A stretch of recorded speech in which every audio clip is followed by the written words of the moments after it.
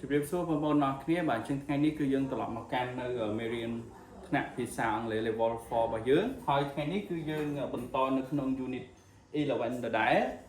lesson B the first thing you do is បាទអញ្ចឹងនេះគឺជាចំណងជើងមេរៀនរបស់យើងតោះអញ្ចឹងថ្ងៃនេះ teacher មាននៅការសន្ទនារបស់មនុស្ស2នាក់ដែលគាត់និយាយអំពីការផ្ដល់នៅបាទការផ្ដល់នៅការណែនាំបាទអញ្ចឹងចង់ដឹងថាតើការណែនាំនៅក្នុងអត្ថបទយើងមានអីខ្លះអញ្ចឹង teacher នឹងចាក់នៅសំឡេងដែលពួកគាត់ទាំងពីរនាក់ជជែកសន្ទនាគ្នា Lesson B. The first thing you do is page 106, exercise 1, interactions, giving instructions, part B. This is so frustrating. What are you doing, Dad? I'm trying to download a song, but I'm not having much luck. What am I doing wrong? It's not that hard. Here, let me show you. Thanks. First, type in the name of the artist or the title of the song in this search box and hit search. Okay. Here we go. Next, choose the song you want and click download. Oh, look at that. It's so fast. Is that it? Well, no. Finally, click play.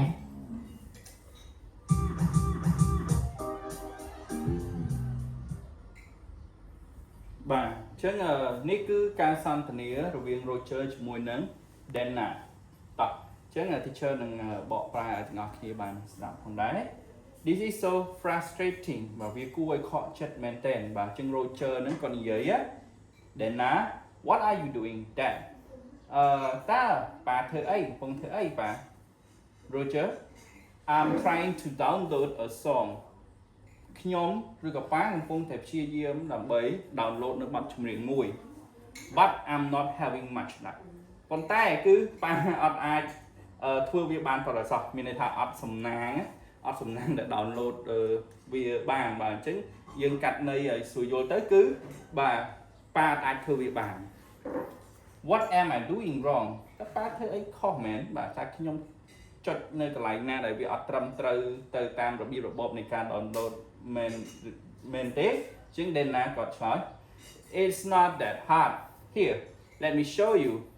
វាអត់អីជារឿងអីពិបាកទេមើលចាំខ្ញុំបង្ហាញដល់អ្នកបាទបង្ហាញដល់ប៉ា Roger thank អរគុណ Dana first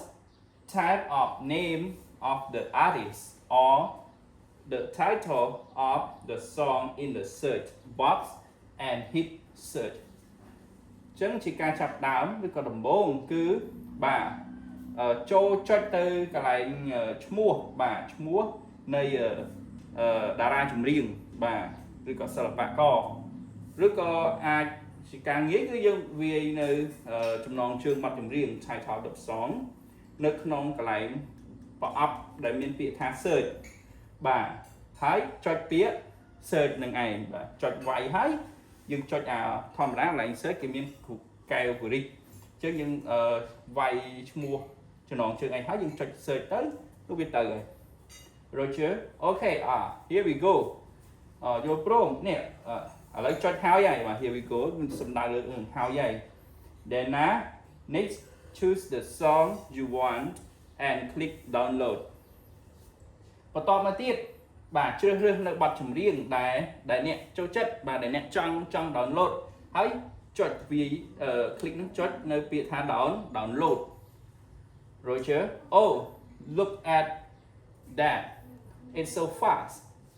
is that it oh មើលទៀតមើលនេះមើលអូលឿនមែនតើបាទ it's so fast លឿនណាងាយហើយលឿនមិនចឹងទេបាទ is that it មិនចឹងទេ Dana well no finally click play អរណាស់អត់ទេចុងបញ្ចប់គឺចុចនៅពាក្យថា play បាទចុច play ដើម្បីឲ្យចាក់នៅតន្ត្រីមួយហ្នឹងបាទអញ្ចឹងនេះគឺជាអត្ថបទដែល Roger ដែលជាប៉ារបស់ Dana ហ្នឹងគឺគាត់មានបញ្ហាដែលគាត់អត់អាច download បានអញ្ចឹង Dana ក៏បានឲ្យនៅប្រាប់នៅបាទរបៀបនៃការណែនាំ download បទចម្រៀងមួយនៅតោះអញ្ចឹងយើងមកស្វែងយល់បន្ថែមទៀតអំពីបាទការដល់នៅការណែនាំការដែលបន្តក្នុងការណែនាំហើយនិងការដែលបញ្ចប់ការណែនាំបាទអញ្ចឹង beginning instruction ហ្នឹងគឺភាពចាប់ផ្ដើមការចាប់ផ្ដើមនៃការផ្ដល់នៅការណែនាំអីមួយបាទយើងអាចប្រើពាក្យ first to start the first thing you do is បាទ first you click a you search the title of the song and ធ្វើអីទៀតបាទចានេះជាកិច្ចដំបូងបាទយើងអាចប្រើពាក្យ to start ក៏បាន the first thing you do is ក៏បានដែរជាដំបូងគឺយើងត្រូវធ្វើអីបាទយើងចូលមកដល់ continuing instruction continuing instruction ហ្នឹងគឺបន្តបាទបន្តនៃការណែនាំ next then after that បាទអញ្ចឹង3នេះគឺយើងប្រើមួយណាក៏បានដែរ next បន្តមកទៀតធ្វើអីបាទយើងចុចពាក្យenter ទៅឬមួយក៏ចុចអីជាបន្តទៀតដែលយើងចង់ណែនាំនរណាម្នាក់បាទ then ក៏បាន after that ក៏បានដែរជាចុងបញ្ចប់នៃការណែនាំ ending instruction finally to finish the last thing you do is បាទជាចុងបញ្ចប់បាទជាការដែលបញ្ចប់ to finish ឬក៏រឿងចុងក្រោយ the last thing you do is កិច្ចចុងក្រោយដែលយើងធ្វើគឺធ្វើអីបាទអញ្ចឹងស្ថិតលើការដែលយើង